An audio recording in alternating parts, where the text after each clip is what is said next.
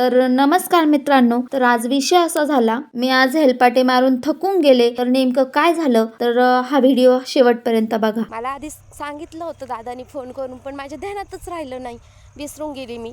आणि आता मला दादानी पुन्हा घरी पाठवलंय, तावडे तू कॅरेट विसरली, घरून कॅरेट घेऊन ये. मग आता मी चालली पुन्हा कॅरेट आणायला. पहिलं घरी पोहोचले आणि वरती अटकवलेलं कॅरेट काढून घेतलं आणि माझ्या डोक्यात काहीच राहत नाही म्हणून पहिलं हातात घेतलेलं कॅरेट डोक्यात घेतलं.